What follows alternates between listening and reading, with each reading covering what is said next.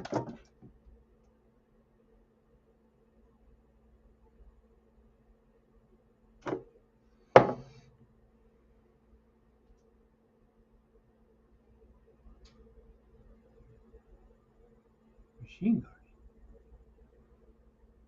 guarding. Good morning. Happy Friday. My name is Jesse with ROI Safety Services. Welcome. We took a couple weeks off. I was on vacation, and we will get back at it just to give you an understanding of what I am doing this for. Every week, I will be starting or covering a topic. I'm following the OSHA 10 or OSHA 30, same kind of curriculum. I'm using the OSHA outreach material, and I'm just basically covering every topic. Not in a way to train you, but in a way to help you understand that each of these topics must be done or performed and trained on and implemented within your organization, whether you're construction, general industry, you name it, whatever industry you're in. It could even be hotel services. I've had two in 2023. I've had two OSHA inspections that I've dealt with in two separate hotels, one in Beverly Hills and the other one in Redlands, and they had almost identical findings. So there are no safe industries when it comes to OSHA and worker safety.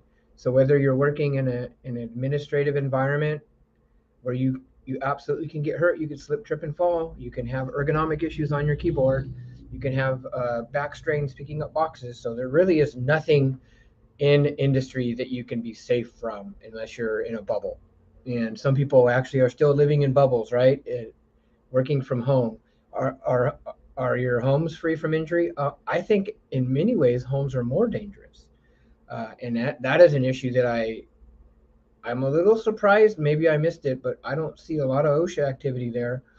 Not that I expect much, but I expect some type of activity with, hey, if you're going to be working from home, the employee or employer must at least provide safe, working environment. I don't know. I don't even know how you do that. I really don't. So I guess OSHA can't really do much about that. But I always thought, well, what if you're working at home and you are working, you literally are on the phone or you're doing something with your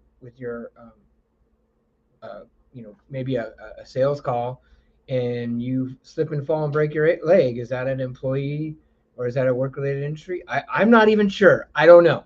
So that's something that I guess OSHA and workers' comp attorneys would have to figure that out. But I can tell you this. If you still have people working at home, take a hard look at what they're doing for you.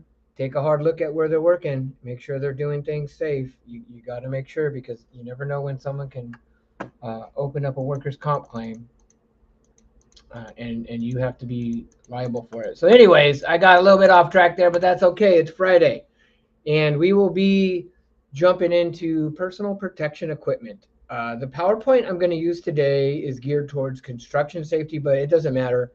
We're going to cover the core requirements when it comes to personal protection equipment and what you need to do as an employer or manager to ensure that your employees are safe and protecting themselves. And so this PPE is one of those topics that everybody knows about. We know we need to wear safety glasses in a manufacturing environment, and we some for lack of a better word, common sense things, even though there really is we really have no baseline for common sense, especially in today's culture. So this is something that it's probably going to get more difficult to communicate to folks. So personal protection equipment, this is the acronym that they use. I'm not really keen on that. Anyways, I'm going to get started to what you need to know. Okay, this is what you need to absolutely know, and I'm using the federal standard here, 1910-132, and it's really basic. So the employer must provide personal protection equipment. So PPE must be provided, used, and maintained in a safe and sanitary way. And it must be designed to fit and durability to provide adequate protection against the identified hazard. So here's that's the key word, right? Identified hazard. If you are putting on a mask and you're not really sure why are you wearing the mask? You're not identifying the hazard, and you're not identifying if that mask is actually going to work. So it's simple science. If we have a risk, OSHA says that you must identify the hazard and then properly protect yourself against it. Time after time after time, I go into auto body shops and I see the guy using a respirator, and I look at the respirator and it's the wrong kind. They go to Home Depot and they just buy one off the shelf, and it doesn't even protect themselves against volatile organic compounds. It's usually like an acid gas one or something. Sure, it offers some help, but it's not designed for that kind of use. And we can go on and on about personal protection equipment. We just don't do a proper hazard assessment. So, and this is OSHA's standard. It must be designed and adequate to protect you against the identified hazard. It must be reasonably comfortable and not hinder movement in performing work. It must be approved for its intended use. It must be approved for its intended use and distinctly marked to facilitate identification of the manufacturer. Exceptions, employer manufacturing, shields, barriers, and that sort of thing. Okay, so let's get really clear on the effectiveness of personal. Well, let's. I think we may be covering it here anyways. But before we jump into this, personal protection equipment is a band-aid. 100%.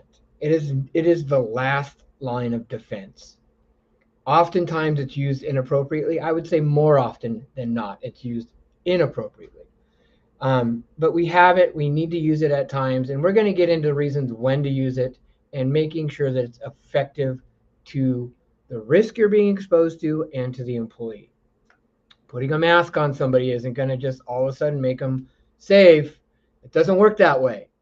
There's a lot of different contributing factors to determining the proper respirator, dust mask, or whatever other kind of personal protection you're going to be wearing, especially safety glasses. Again, safety glasses is another issue. These don't have side shields on them. And I got my safety glasses on, but the side shields aren't being utilized, so something could easily come on the side of your. It's just silliness. So we have to be responsible for doing a proper assessment, and we have to use some logic behind what we're doing these days. Okay, so make sure that you're doing a proper evaluation. The employers must ensure the employees use required PPE. And so there is a lot of responsibility on you as an employer. You just can't, see something on the news and say, oh, you got to put a mask on and not really understand why. Okay. And is it effective? Is it going to work and effectively protect my employee? Are safety glasses going to effectively protect my employee? Well, we need to know for sure. And evaluation is required. Ensure that the employer and employee owned equipment is adequate. Now let's get clear on this. I haven't seen employee owned equipment. I can't even remember the last time I have seen an employee come to work with his own respirator. It just doesn't happen anymore. And if you guys are letting people come in with your own equipment, you're crazy. Don't do it. You need to supply that for them. Because you're just going to have to make sure that they're bringing in the right stuff, and they may not be doing that. The only exception I could possibly see that would be reasonable for an employee to bring in their own PPE would be welders. I would be somewhat okay with that because welders have their very unique masks, and I would definitely make sure that it is ANSI approved and it meets all the minimum requirements. That's really the only area I would see that happening. Everybody else, you get your own respirator from the employer, you fit them, you ensure that it fits properly. Safety glasses, get safety glasses, buy them, get good ones. Don't buy the cheap ones. They're going to get thrown away. So ensure the employer and employee owned equipment is adequate compliant. It must meet, when it says Title 8, it's basically saying it needs to be ANSI approved, or whatever relevant standard is going to work for that environment you're in. So properly maintained and safe and sanitary, and ensure that the employees are trained. What? Make sure that the employees are trained. So we got all these people running around with masks on that never had training. Really? Okay, so there you go. You need to have training. If you're going to wear a respirator on the job, a mask on the job, PPE on the job in general, you've got to have training. It's not something you just throw on and it's like a magic shield over your face. You need to have training to wear it properly. Oftentimes we see these masks that are saturated with food and disgusting stuff. It needs to be replaced. So we need to use some responsible evaluating when we determine what kind of personal protection equipment to use. Now, I don't even want to cover this, but I will, just for the sake of those who don't know. If you are requiring your employees to pay for their PPE, stop it now and reimburse them. This is ridiculous, and every now and again I hear about this. I hear about somebody on some job site charging, $50 for respirators or gloves or whatever. You cannot do that. Stop it. If you have people working for you, you need to protect them. Forget about OSHA. This is just accountability and being kind to your employers, and employees. Come on, get with it, guys. If you're charging for your PPE, you should not be working here. Get out of here. So stop it. This has been around for a long time. You got to protect your employees. If your employees get hurt, that's on you. You're the one who's gonna be missing out. I just had a lady call me the other day. We get calls all the time thinking that we're OSHA. I'm not sure why, and we always direct them to OSHA. But I just, for the heck of it, I go, hey, so what's going on with you? And she was telling me that her boss threatened her, and basically said, if you don't like it, it was some kind of thing in Spanish that she was telling me, and I didn't quite understand the translation, but she basically said her boss told her, you better look to heaven because that's where you're going to go, or something like that, basically threatening her. If she's, and I thought that was crazy. I thought those days were gone, but there's still companies out there that are doing really, really shady stuff. And this was in the food industry. She didn't tell me what company it was. I didn't ask. But these things still happen. So if you're a manager and a supervisor, you got to be responsible. Take care of your employees. Pay for the personal protection equipment. Now I'm not saying there are situations where somebody will get a respirator and they'll lose it. Okay, you get them another one. But if they keep losing them, then there's probably a real reason why you should, either you discipline them and charge them, or do something to that effect. But put that in your employee handbook. Make sure that they're clear on that. Make sure that you say, hey, if you lose your classes, I'm going to charge you for them. You can't be doing this. At least make it clear in that way.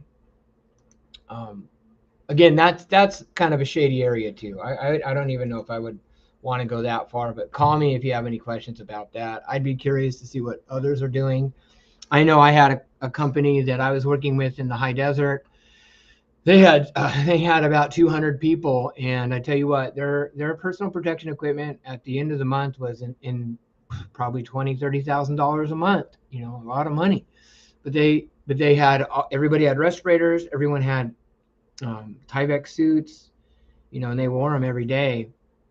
And there wasn't a day that went by that we had 4 or 5 respirators that needed to be replaced because either they lost them or they got stolen. And so at the end of the week, that's quite a bit of money. So we had to hold them accountable, and it worked. And I felt that was the proper thing to do. If you lose it, okay, cool, we'll give you one. But hey, man, if you lose it again, we're gonna have to charge you. We give you a locker. You got to lock it in there. And so stuff, give them the ability to keep it safe. And then no personal protection is going to protect you 100%. It is a Band-Aid in many situations. It's the last line of defense. It ain't going to work if you don't use it. That's the biggest concern I have when I hear customers of mine saying, "Oh, we just put on a respirator. Oh, we just do this. It'll protect them for now." And it's like that's not going to be an effective way to do it long term. And if they remove the glasses, or if they have the wrong respirator, it's gonna be a problem, and you're gonna get hurt.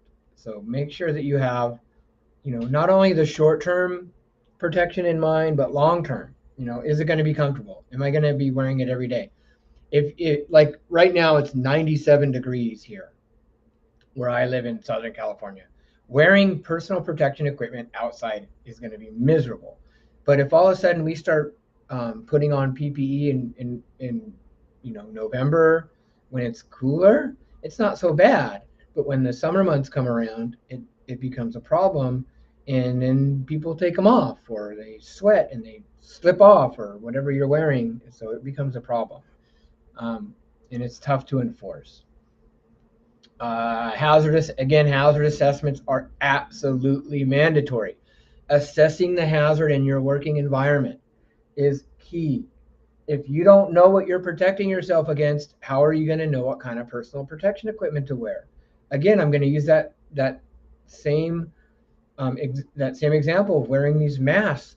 I don't know why you're wearing a mask. What are you protecting yourself from? You're not even sure of what it is. Is it a bacteria? Is it a virus?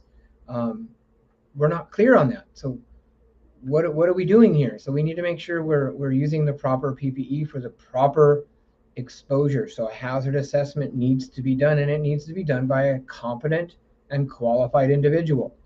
Okay, sometimes you need an industrial hygienist to come out to do air monitoring to make sure you are not being exposed to lead or asbestos or anything else that can cause harm to you.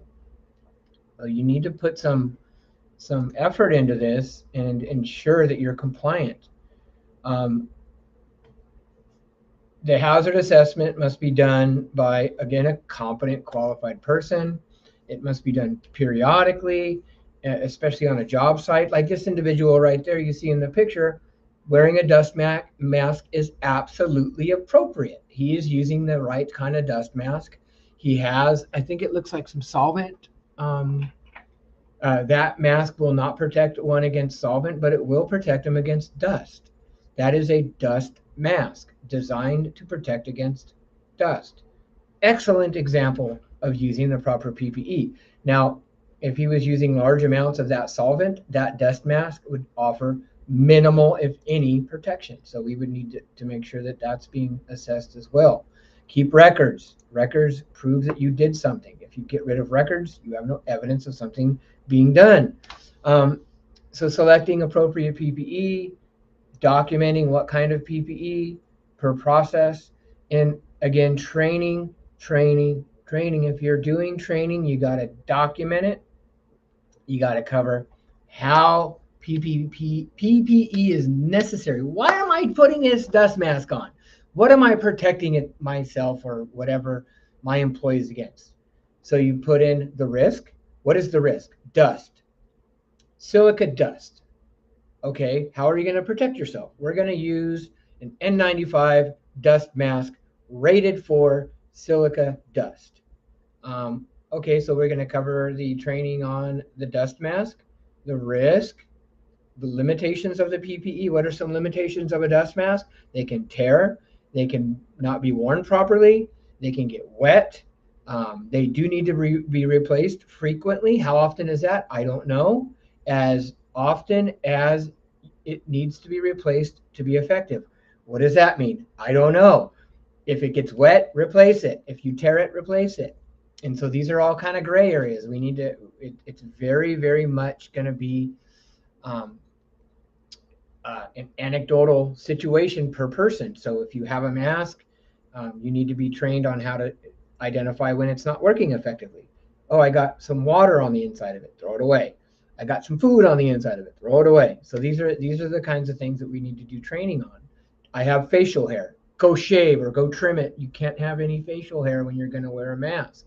So proper care and maintenance of your PPE is important. If you have safety glasses and they fog up all the time, what do we do about that? You know what? Whoever can solve that problem is going to be a very wealthy person. I don't know. I've tried many things. One of the things I have been using lately is a product called, I think it's called cat piss. Cat piss. And it does work. I was referred to it by a person in Colorado who is a avid snowboarder. I think they're a professional snowboarder, if I remember correctly. And this individual said, "Here, try this." And she gave it to me and I tried it and it seemed to work pretty good. I haven't really tested it under extreme conditions, but it seemed to work okay. It's called cat piss. I think you can get it on Amazon. I will use it tomorrow when I'm on my mountain bike. So hopefully I will remember to put it on. But those are the things that we need to train folks on. Most of the time when we have safety glasses and they get fogged up, they take them off and continue to work. Is that a good idea? Nope. It's a very, very bad idea. So training, training, training. I'm not covering this in detail. This is something that you need to do in-house with a safety professional or a competent and qualified person. Eye and face protection. Employees must use eye protection when exposed to flying particles, molten metal, chemical liquids, gases, or vapors, or potentially dangerous light radiation. Side shield protections is required if the employee are exposed to anything that's going to be flying on the side. So this is a big one. Safety glasses, not just prescription glasses, but they need to be ANSI Z87 approved. So these are just regular prescription glasses. I think they might be made out of carbon fiber, but they are not ANSI. You cannot use these in this environment. Getting a side shield isn't going to make it safe. You need to have the proper kind of safety glasses for complying with OSHA. And what's the big deal? What's the big deal if not a big deal. You can just wear your prescription glasses. It's okay. Okay, then what if something does hit that individual's eye? It penetrates the glass, goes into his eye, then what? You're not using ANSI Z87. You are in some serious trouble on two folds. Larry H. Parker might be coming after you, or Sweet James if the employee wants to get an attorney, or OSHA may be coming after you. So you're putting yourself in a very vulnerable position by not complying with something that's so simple. If you require safety glasses, make sure that the employees are using ANSI Z87. And again, I go into various working environments on a daily basis, and I see that most people that wear safety glasses or prescriptions like mine, they are not ANSI Z87. I say most of them are not. So take a hard look at that. I encourage you to evaluate your and again, wearing I wish that they made prescription lenses or contact lenses that would be able to protect your eyes, but they don't. So here's an OSHA fact. These are just kind of abstract, distant facts that really don't matter until they happen to you, right? Until they happen to you, and let's hope and pray that they never do. Now, head protection. There are all kinds of standards for head protection.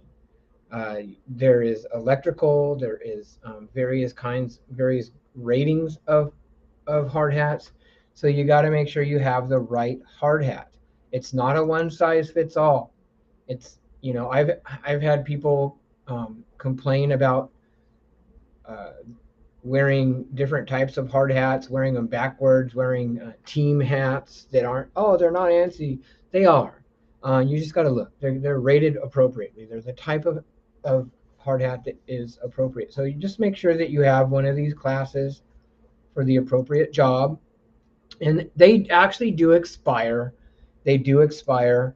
There is, in most of the hard hats, there should be some kind of stamp on the webbing, on the plastic webbing, that has a number on there that indicates how many years it's good for. And it's usually, I believe it's 5 years. But again, check, verify.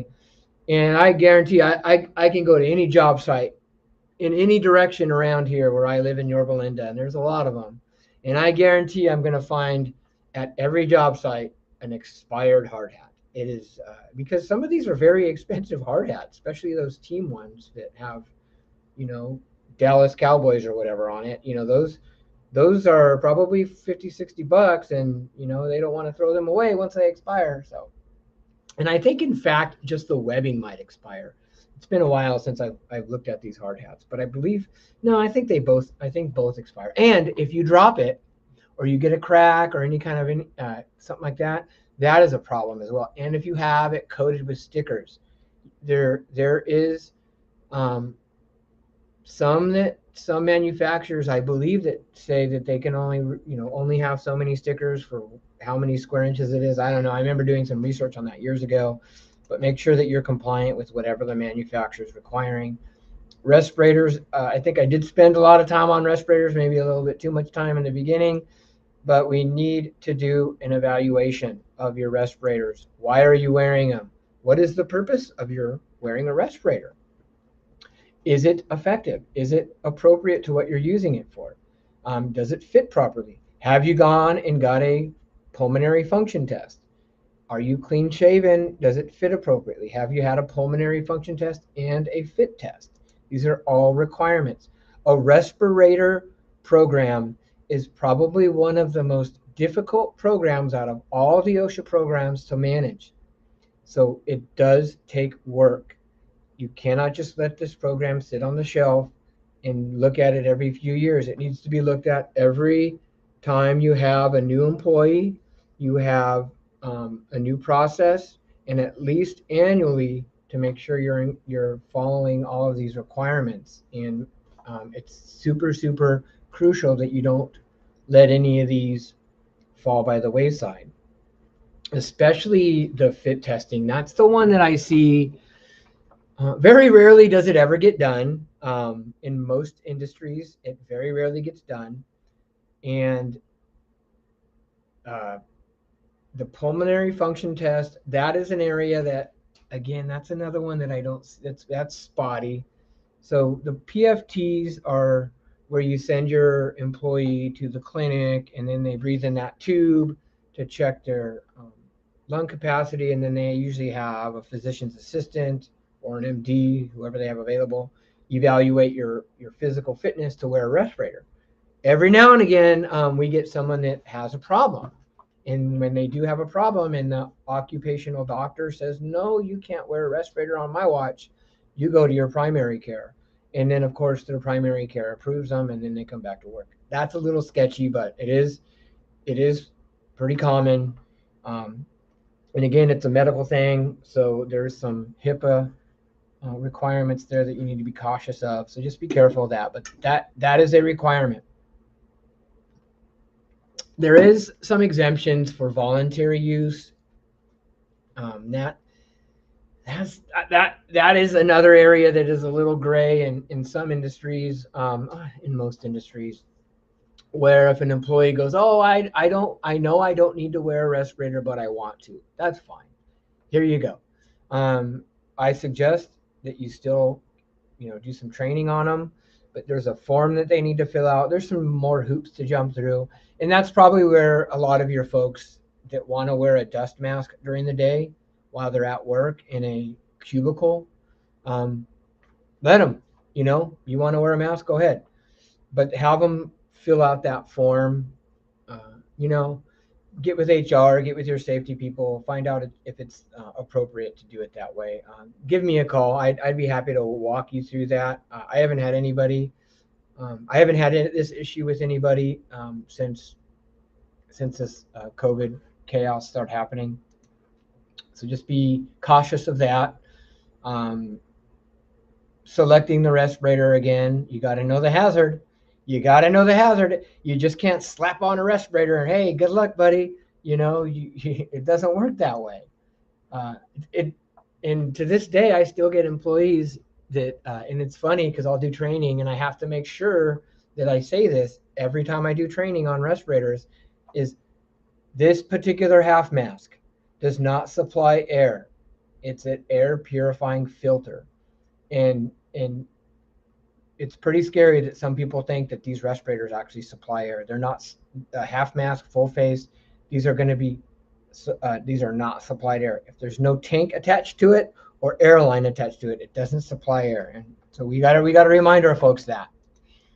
Sometimes just a quick reminder. And then going into IDLH, we're not going to cover that. That's a whole nother issue.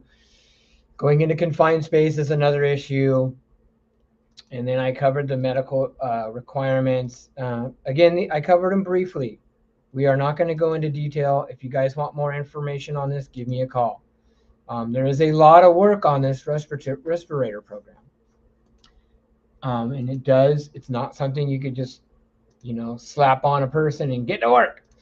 That it doesn't work that way. And I think that's going to conclude our training. I believe there might be another section in here on safety glasses. Let's see if we could get over to that section.